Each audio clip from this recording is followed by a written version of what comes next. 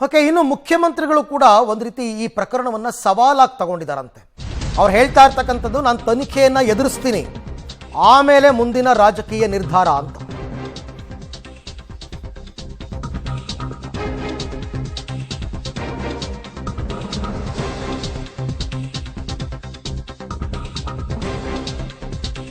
CM ಸಿದ್ದರಾಮಯ್ಯನವರಿಗೆ MUDA ಕೇಸ್ನ ಸಂಕಷ್ಟ, ಆದರೆ ಆಧಾರ ರಹಿತ ಕಳಂಕವನ್ನು ಹೊತ್ಕೊಂಡು ನಾನು ರಾಜೀನಾಮೆ ಕೊಡಲ್ಲ ಅಂತ ಮುಖ್ಯಮಂತ್ರಿಗಳು ಪಟ್ಟು ಹಿಡಿದು ಕೂತಿದ್ದಾರಂತೆ. ಆರೋಪದಿಂದ ಹೊರಗೆ ಬರ್ತೀನಿ, ಆ ಬಳಿಕ ರಾಜಕೀಯ ನಿರ್ಧಾರವನ್ನು ಮಾಡೋಣ. ಹೈಕಮಾಂಡ್ ನಾಯಕರ ಮುಂದೆ ಸಿಎಂ ಸಿದ್ದರಾಮಯ್ಯ ಪ್ರಸ್ತಾಪವನ್ನು ಮಾಡಿದ್ದಾರೆ. ಸಿಎಂ ಮಾತಿಗೆ ಓಕೆ ಅಂತ ಬೆಂಬಲಕ್ಕೆ ನಿಂತಿದೆ ಹೈಕಮಾಂಡ್.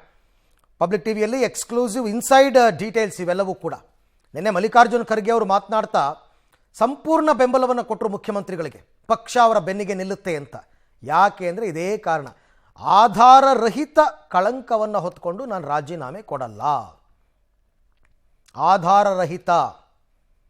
ಬಟ್ ಪ್ರಶ್ನೆ ಬರೋದು, ಆಯಿತು ನಾಗೇಂದ್ರ ಅವರು ರಾಜೀನಾಮೆ ಯಾಕೆ ತಗೊಂಡ್ರು? ಹಾಗಾದರೆ 40 ವರ್ಷ ರಾಜಕೀಯದಲ್ಲಿ ಇರದ ಅಪವಾದ ಈಗ ಯಾಕೆ ನನಗೆ ಅಂತ. ಯಾಕೆಂದರೆ ಇನ್ನು ಎಲೆಕ್ಷನ್ಗೆ ಬೇರೆ ನಿಲ್ಲಲ್ಲ ಅಂತ ಅವ್ರು ಹೇಳ್ಬಿಟ್ಟಿದ್ದಾರೆ.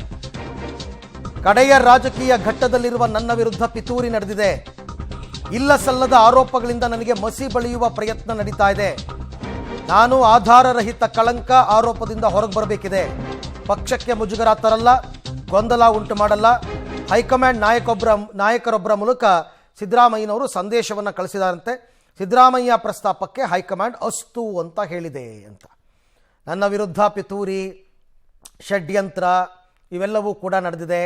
ಆಧಾರರಹಿತ ಕಳಂಕವನ್ನು ಹೊತ್ತಿದ್ದೇನೆ ನಾನೀಗ, ಅದರಲ್ಲೇನು ಹುರುಳೇ ಇಲ್ಲ ಅಂತ ಅವ್ರು ಹೇಳೋದು. ಕಳಂಕವನ್ನು ಹೊತ್ತು ನಾನು ರಾಜೀನಾಮೆ ಕೊಡಲ್ಲ. ಮೊದಲು ಈ ಆಪಾದನೆ ಆರೋಪದಿಂದ ಮುಕ್ತ ಆಗ್ತೀನಿ ನಾನು, ಆಮೇಲೆ ಮುಂದಿನ ತೀರ್ಮಾನ.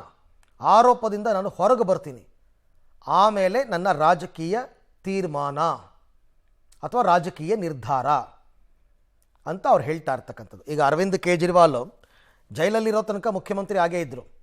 ಅವ್ರಿಗೆ ಜಾಮೀನು ಸಿಕ್ಕಿದ ಮೇಲೆ ರಾಜೀನಾಮೆ ಕೊಟ್ಟರು. ಹಾಗಂತ ಅವರು ಕಳಂಕರಹಿತರಾಗಿದ್ದಾರೆ ಅಂತಲ್ಲ, ಇನ್ನೂ ತನಿಖೆ ನಡೀತಾ ಇದೆ.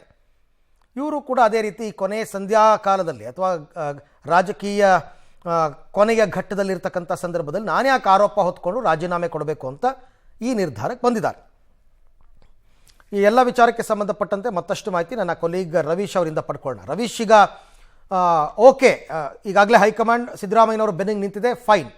ನಾನು ಈ ಕಳಂಕ ಮುಕ್ತನಾಗಿ ಬಂದು ಮುಂದಿನ ರಾಜಕೀಯ ತೀರ್ಮಾನ ತಗೋತೀನಿ ಅಂದರೆ ಅದನ್ನು ಯಾವ ರೀತಿ ಅರ್ಥೈಸ್ಕೋಬೇಕು ಅಂತ?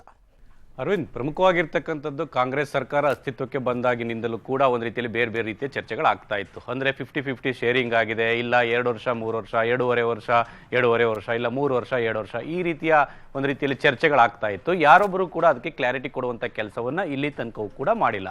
ಹಾಗಾಗಿ ಹೈಕಮಾಂಡ್ ಮಟ್ಟದಲ್ಲಿ ಎಲ್ಲ ಒಂದು ಕಡೆ ಡಿ ಕೆ ಶಿವಕುಮಾರ್, ಸಿದ್ದರಾಮಯ್ಯ, ರಾಹುಲ್ ಗಾಂಧಿ, ವೇಣುಗೋಪಾಲ್, ಈ ಖರ್ಗೆ, ಈ ಲೆವೆಲಲ್ಲಿ ಕೂಡ ಮಾತುಕತೆ ಆಗಿರ್ತಕ್ಕಂಥದ್ದು ಅನ್ನೋದ್ರ ಬಗ್ಗೆ ಕೂಡ ಇನ್ನೂ ಚರ್ಚೆ ನಿರಂತರವಾಗಿದೆ. ಇಂಥ ಸಂದರ್ಭದಲ್ಲಿ ಮುಖ್ಯಮಂತ್ರಿ ಸಿದ್ದರಾಮಯ್ಯ ಅವರ ವಿರುದ್ಧ ಈ ರೀತಿ ಆರೋಪ ಕೇಳಿಬಂದಂಥ ಸಂದರ್ಭದಲ್ಲಿ, FIR ದಾಖಲಾದಂಥ ಸಂದರ್ಭದಲ್ಲಿ ಸಿದ್ದರಾಮಯ್ಯನವರ ಒಂದು ಮುಂದೆ ಇರತಕ್ಕಂಥ ಆಯ್ಕೆಗಳೇನು ಅನ್ನೋದ್ರ ಬಗ್ಗೆ ಕೂಡ ಸಾಕಷ್ಟು ಚರ್ಚೆಗಳಾಗ್ತಾ ಇತ್ತು. ಆದರೆ ಈಗಾಗಲೇ ಹೈಕಮಾಂಡ್ ಸಿದ್ದರಾಮಯ್ಯನವರ ಬೆನ್ನಿಗೆ ನಿಂತಿದೆ. ಅಂದರೆ ರಾಜಭವನವನ್ನು ಕೂಡ ದುರ್ಬಳಕೆ ಮಾಡ್ಕೊಳ್ತಾ ಇದ್ದಾರೆ, ಅದನ್ನು ಬಳಸ್ಕೊಂಡು ಪಿತೂರಿ ಮಾಡ್ತಾ ಇದ್ದಾರೆ ಅಂತ ಕೂಡ ರಾಷ್ಟ್ರಾದ್ಯಂತ ಕ್ಯಾಂಪೇನ್ ಕೂಡ ಈಗಾಗಲೇ ಮಾಡ್ತಾ ಇದ್ದಾರೆ. ಇಂಥ ಸನ್ನಿವೇಶದಲ್ಲಿ ಎಲ್ಲ ಒಂದ್ ಕಡೆ ಸಿದ್ದರಾಮಯ್ಯನವರು ಈಗ ಇದನ್ನೇ ಒಂದು ರೀತಿಯಲ್ಲಿ ಮುಂದಿಟ್ಕೊಂಡು ರಿಸೈನ್ ಮಾಡೋದಾದ್ರೆ ಅವರ ರಾಜಕೀಯ ಜೀವನದಲ್ಲೂ ಕೂಡ ಒಂದು ರೀತಿಯಲ್ಲಿ ದೊಡ್ಡ ಮಟ್ಟದ ಕಪ್ಪು ಚುಕ್ಕೆ ಆಗುತ್ತೆ, ಮತ್ತೆ ಮಸಿ ಬಳದಂತಾಗುತ್ತೆ.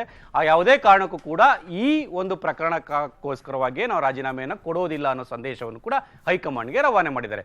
ಅಂದ್ರೆ ತನಿಖೆ ಆಗಲಿ, ಅದರಿಂದ ದೋಷ ಮುಕ್ತರಾಗಿ ಹೊರಬಂದ ಬಳಿಕ ಎಲ್ಲ ಒಂದ್ ಕಡೆ ಮುಂದಿನ ರಾಜಕೀಯ ನಿರ್ಧಾರಗಳು ಏನಾಗಬೇಕು ಅನ್ನೋದನ್ನ ನಾನೇ ತೆಗೆದುಕೊಳ್ತೇನೆ, ಅದನ್ನು ನಿಮ್ಮ ಮುಂದೆ ಇಡ್ತೇನೆ ಅಂತ ಕೂಡ ಅದಕ್ಕೆ ಹೈಕಮಾಂಡ್ ಕೂಡ ಸಹಮತವನ್ನು ವ್ಯಕ್ತಪಡಿಸಿರ್ತಕ್ಕಂಥದ್ದು. ಯಾಕೆಂದ್ರೆ ಎಲ್ಲ ಒಂದ್ ಕಡೆ ಯಾವುದೇ ರೀತಿಯ ಗೊಂದಲ ಇಲ್ಲದೆ ಒಂದು ರೀತಿಯಲ್ಲಿ ಶಾಂತಿಯುತವಾಗಿ ಎಕ್ಸಿಟ್ ಆದಂತಹ ಸಂದರ್ಭದಲ್ಲಿ ಕಾಂಗ್ರೆಸ್ ಪಕ್ಷಕ್ಕೂ ಕೂಡ ಅದು ಅನುಕೂಲ ಆಗುತ್ತೆ. ಈ ಹಿನ್ನೆಲೆಯಲ್ಲಿ ಎಲ್ಲ ಒಂದ್ ಕಡೆ ಆ ರೀತಿ ಎಕ್ಸಿಟ್ ಅನ್ನ ಸಿದ್ದರಾಮಯ್ಯನವರು ಬಯಸ್ತಾ ಇದ್ದಾರೆ ಅನ್ನೋ ಮಾತುಗಳು ಕೂಡ ಕೇಳಿ ಬರ್ತಾ ಇದೆ.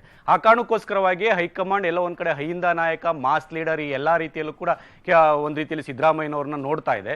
ಜೊತೆಗೆ ಆ ರೀತಿಯ ವೋಟ್ ಬ್ಯಾಂಕ್ ಅನ್ನು ಕೂಡ ಲೆಕ್ಕ ಆಗ್ತಾ ಇದೆ. ಆ ಕಾರಣಗಳಿಗೋಸ್ಕರವಾಗಿಯೇ ಸಿದ್ದರಾಮಯ್ಯನವ್ರಿಗೂ ಕೂಡ ಒಂದ್ ರೀತಿಯಲ್ಲಿ ಬೇರೆ ಬೇರೆ ರೀತಿ ಅವರು ಏನ್ ಹೇಳ್ತಾರೆ ಅದಕ್ಕೂ ಕೂಡ ಸಹಮತವನ್ನು ವ್ಯಕ್ತಪಡಿಸಿ ಮುಂದಿನ ಭವಿಷ್ಯದ ದೃಷ್ಟಿಯಿಂದಲೂ ಕೂಡ ಈಗ ಹೈಕಮಾಂಡ್ ಸಿದ್ದರಾಮಯ್ಯನವರ ಬೆಂಬಲಕ್ಕೆ ನಿಂತಿದೆ.